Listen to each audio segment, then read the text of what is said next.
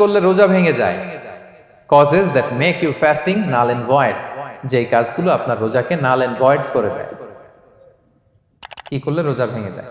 তো এটা বোঝার আগে আমরা যদি রোজার সংজ্ঞাটা বুঝি, রোজা কাকে বলে, সিয়াম কাকে বলে, আপনারা নিজেই বলতে পারবেন কি করলে রোজা ভাঙে। রোজার সংজ্ঞা হচ্ছে আসওমু হুয়াল ইমসাকু আনিল আখলি ওয়া শুরবি ওয়াল জিমাই মিন তুলুইল ফাজরি ইলা গুরুবিশ শামসি মা'আন নিয়া। মানে রোজা হচ্ছে বিরত থাকার নাম। কি থেকে? খাওয়া থেকে, পান করা থেকে, ফিজিক্যাল ইন্টিমেসি থেকে স্ত্রীর সাথে, সকাল থেকে শুরু করে, ফজর থেকে শুরু করে ইলা গুরুবিশ শামস মানে সানসেট পর্যন্ত, সূর্য অস্ত পর্যন্ত, মা'আন নিয়া নিয়তের সাথে। ক্লিয়ার হয়ে গেছে না? রোজা হচ্ছে বিরত থাকার নাম। খাওয়া থেকে বিরত, পান থেকে, ফিজিক্যাল ইন্টারকোর্স থেকে, সকাল থেকে শুরু করে সন্ধ্যা পর্যন্ত নিয়তের সাথে। তো এই সংজ্ঞা থেকেই তো বোঝা যায় কি করলে, খেলে রোজা ভেঙে যায়, ড্রিঙ্কস করলে রোজা ভেঙে যায়, বিবাহিতরা দিনের বেলায় ফিজিক্যাল ইন্টিমেসিতে গেলে রোজা ভেঙে যায়। তো আমরা এবার পয়েন্ট আকারে শুনবো যে কি কি কাজ করলে। এখানে মৌলিকভাবে 3টা জিনিসের কথা বলা হয়েছে, কিন্তু আরো কিছু জিনিস আছে যেগুলো করলে আপনার রোজা ভেঙে যাবে। আসুন আমরা সেগুলো শুনি। 1 নম্বরে হচ্ছে ইচ্ছা করে যদি আপনি খান, ইচ্ছা করে খাইতে হবে, বুঝছেন? ভুল করে খাইলে কিন্তু রোজা ভাঙে না। খুব মজার না ব্যাপারটা? অনেক সময় এমন হয়, অনেকের অভ্যাস যে সকালবেলা সে ঘুম থেকে উঠে পানি খায়। তো আপনি হঠাৎ করে 1 গ্লাস পানি খেয়ে ফেলছেন, খাওয়ার পরে মনে হয়েছে ওরে আমি তো রোজা, এখন কি হবে বলেন তো? ভাঙবে না? ভাঙবে না, ভাঙে নাই। শুধু 1 গ্লাস পানি না, ভুলে যদি 1 প্লেট ভাতও খেয়ে ফেলেন, ভুলে, রোজা ভাঙবে না। তো রোজা অবস্থায় এত বড় ভুল অবশ্য কেউ করে না, কি বলেন? পানির এটা হয়ে যায়, তাও প্রথম 1, 2, 3 রোজায় হয় না? প্রথম 1 দিন, 2 দিন, 3 দিনে অনেক সময় এরকম হয় যে ভুল করে পানি খেয়ে ফেলে।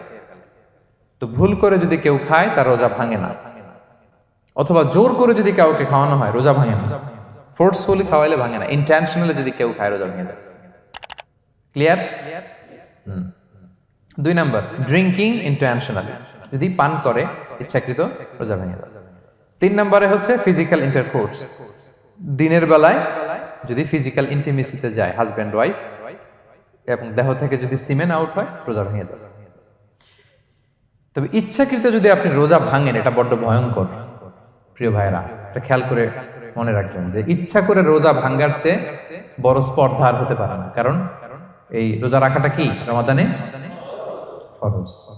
আপনি যদি ফরজ ইচ্ছা করে ভাঙেন তাহলে শুধু কাজা করলে হবে না, কাফারা দিতে হবে। কে দিতে হবে? তাহলে আমরা জানছি কাজা, আমরা জেনেছি ফিদিয়া, এবার নতুন একটা টার্ম শুনলাম, এটা কি?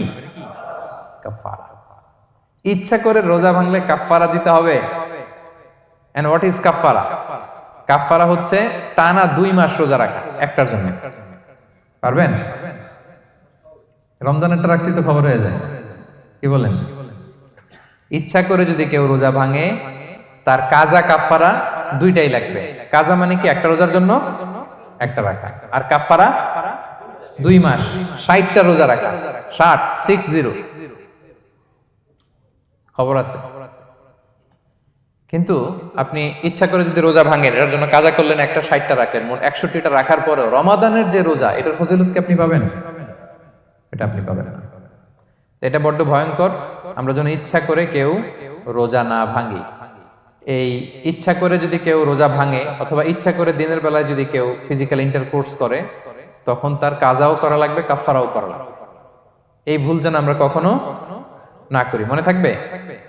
এবার একটা মজার হাদিস শোনেন, সহিহ বুখারী।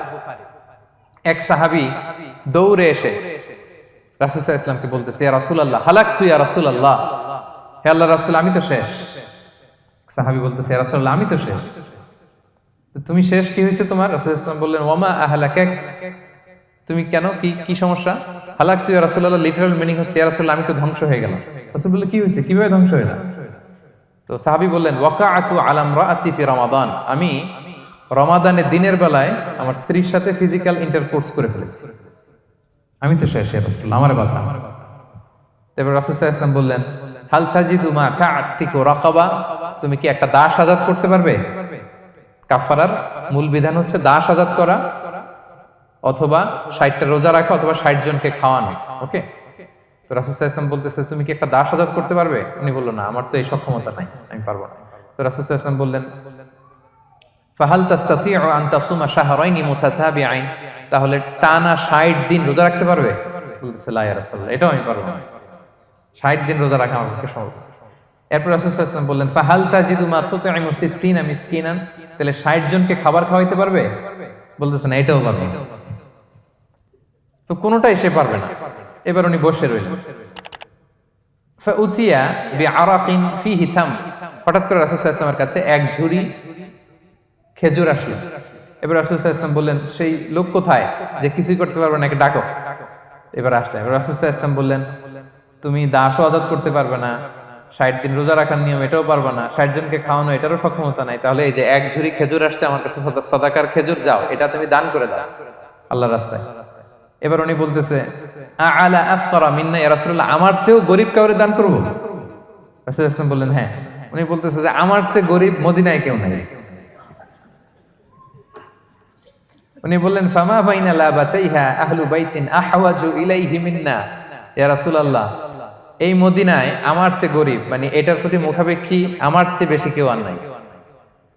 ফাদাহিকান নবী সাল্লাল্লাহু আলাইহি ওয়াসাল্লাম, রাসূল সাল্লাল্লাহু আলাইহি ওয়াসাল্লাম এই কথা শুনে হেসে দিলেন।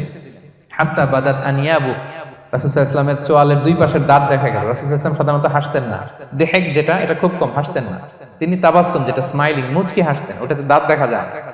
কিন্তু এই লোকের কাণ্ড দেখে, এই সাহাবী রাদিয়াল্লাহু তাআলা আনহুর কাণ্ড দেখে রাসূল সাল্লাল্লাহু আলাইহি ওয়াসাল্লাম হাসি আর থামা রাখতে পারলেন না। ফাদাহিকান নবী সাল্লাল্লাহু আলাইহি ওয়াসাল্লাম, রাসূল সাল্লাল্লাহু আলাইহি ওয়াসাল্লাম এমন হেসেই দিলেন যে ওনার দাঁত দেখা গেল, এরকম হাসি উনি হাসেন না।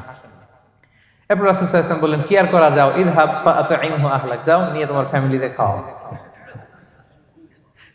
করছো তুমি বড় ভুল, এখানে কাফারা দিতে হবে, 60টা রোজা রাখা, দাস মুক্তি, 60 জনকে খাওয়ানো, কিছুই পারবা না।